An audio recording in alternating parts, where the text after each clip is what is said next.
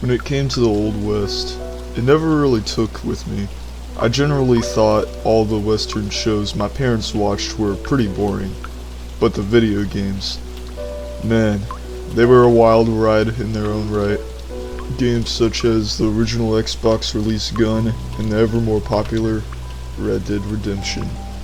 I can think back to the days when it just made the scene, and I thought that it was probably one of those wicked-ass games I'd never get to enjoy due to my parents, who, like many, fell into the anti-GTA crowd. Of course, as it naturally goes, time passes. I just returned from a second summer at a much-beloved job out of state, and I had a week before I went back to the worst possible college in the state of North Carolina, Pembroke. I was bored and decided I would surf eBay for anything cheap I would find enjoyment out of. Movies, magic cards, you name it. At last, I saw what I thought to be a real turn of fortunes. Red Dead Redemption, Game of the Year edition, had been marked down to $7. That was chump change, so I bought it and arrived on my doorstep 2 days later. I couldn't contain myself. The thought of the classic crick draw, lassoing people and dragging them through the desert. I disregarded the main storyline disc for the time being and immediately leaped into Undead Nightmare. I mean, can you blame me? I was tired of COD zombies now that they ruined the storyline, and The Walking Dead doesn't really excite me anymore. At first, the game had started pretty normal. The opening cinematic ran as usual, the opening mission ran as usual, so on and so forth. Things started to get odd around the time I had to kill Nastas and MacDougal. I came across an oddity. There looked like there were people just strolling through town like normal, as if hell hadn't literally broken loose.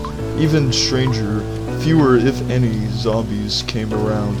I tried to interact with them, but to my surprise, 1, they had no head or arms, and 2, they gave no response, not when I ran into them, nor when I shot one point blank where their head should have been.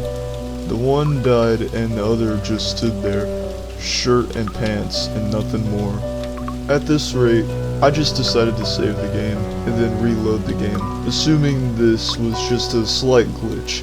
The game loaded back, no issues, and I continued on with the story, which at this point was the search for Wes Dickens and Seth. I completed some missions and cleared some towns. However, no sooner did I clear Tumbleweed, the issue reoccurred. I again retried my previous method of interaction, only this time I was able to get a response from the formless figure. Howdy, Marston. Are you okay? I thought it was strange that the form knew me. It looked like a pointless NPC to me, like a member of the Walton gang, based on the clothes. I drew out the cattleman revolver and decided to shoot it to my curiosity. This elicited a response, only this one was somewhat more disturbing for whatever reason. John, what did you do that for? I noticed something else. Marston, he looked slightly blanched and somewhat feral, more than usual. It was all strange, and I began to notice that this couldn't be a mere glitch. I tried my best to continue on with the game.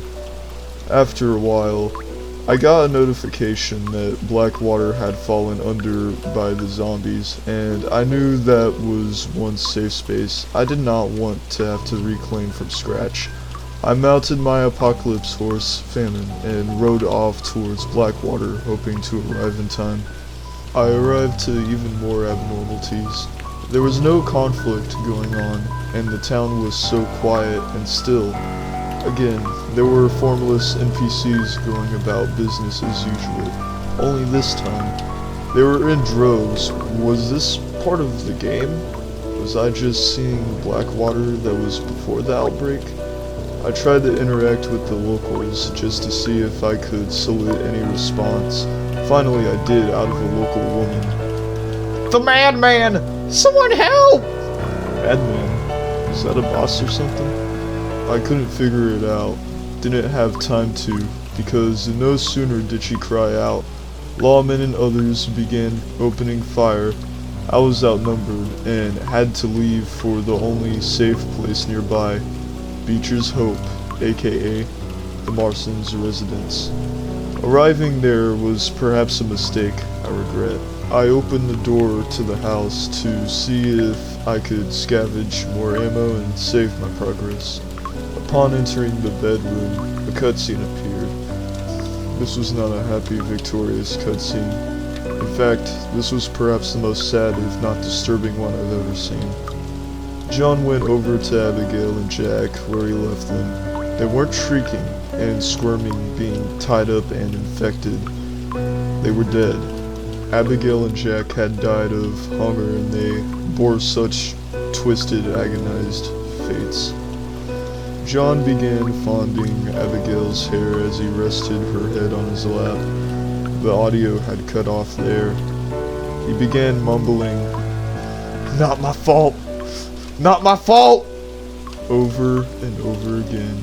Every time he did, a voice that sounded like a twisted Abigail's and a twisted Jack's responded, "Your fault!" It was then that I realized what just happened. John was crazy this whole time, just like how Dutch went crazy.